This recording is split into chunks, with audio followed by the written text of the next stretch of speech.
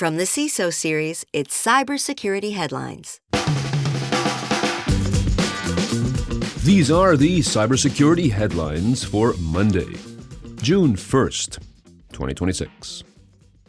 I'm Steve Prentice. Palo Alto GlobalProtect VPN auth bypass flaw now exploited in attacks.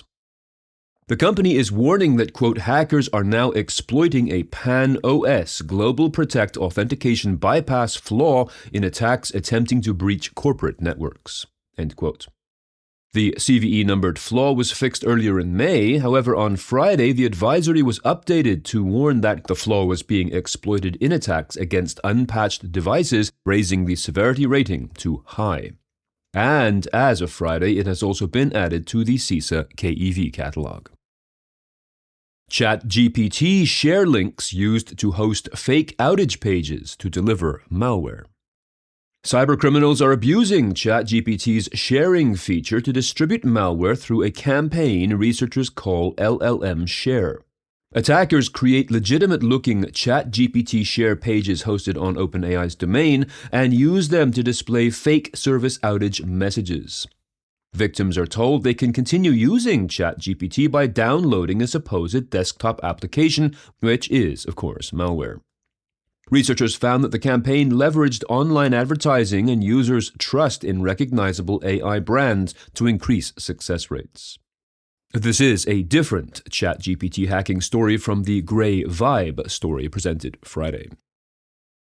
Federal audit reveals NIST's NVD problems.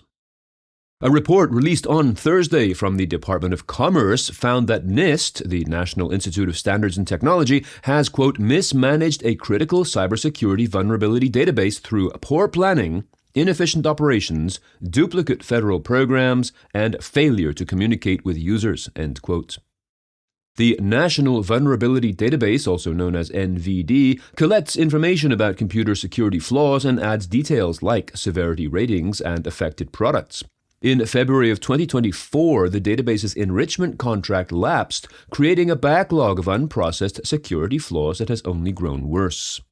NIST leaders admitted they had, quote, no long-term plan for clearing the backlog, even as it grew from about 13,000 unprocessed security flaws in June 2024 to over 27,000 by the end of 2025.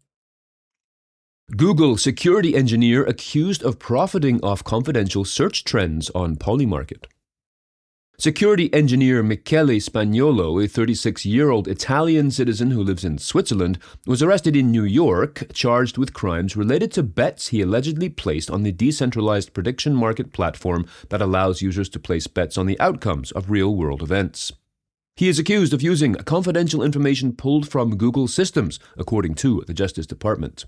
He, quote, allegedly abused internal access to Google's non-public year-in search data and placed a series of bets on the most searched people on Google in 2025, end quote. The scam made him $1.2 million, but now carries a possible maximum sentence of 50 years. Huge thanks to our sponsor, Vanta. Your team just added its 67th AI tool. And unfortunately, also your 67th security blind spot.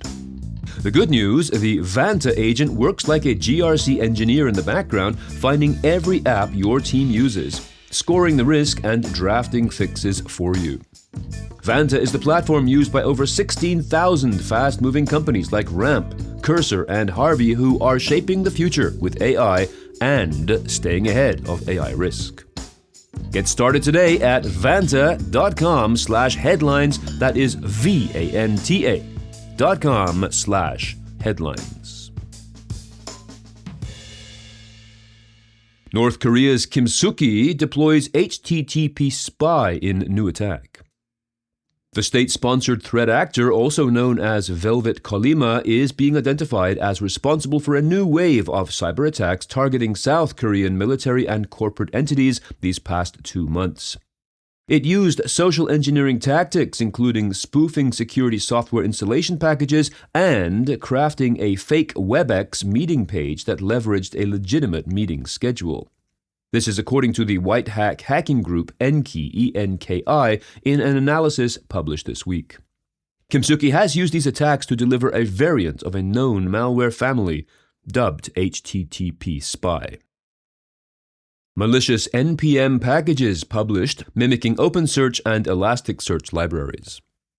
This appears to be the work of a lone wolf NPM user who on Thursday published 14 malicious packages within a 4-hour window.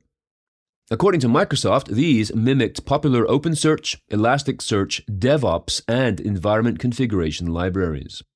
The attacker used a newly created maintainer alias to target Amazon Web Services, HashiCorp Vault, GitHub Actions, and the NPM registry itself. As pointed out in the register, these types of attacks allow the actor to, quote, move laterally across cloud environments, steal additional sensitive data, and push even more poisoned updates to packages owned by hijacked maintainer identities, thus expanding the attack beyond the initial 14, end quote. SoftBank to invest up to 75 billion euros to build French data centers. The company, which among other things is both an investor in and customer of OpenAI, announced on Saturday that it plans to spend this money, which is around $87 billion, to expand operations in France to enable up to 5 gigawatts of additional data center capacity. The first phase involves building data centers in Dunkirk, Beaucaire, and Beauchamp, all in northern France. This, they say, will be its largest AI infrastructure investment in Europe to date. California Attorney General sues 23andMe over 2023 breach. California Attorney General Rob Bonta filed the lawsuit against 23andMe, now Chrome Holding Company, over, quote, the company's failure to protect sensitive customer genetic and personal information, end quote.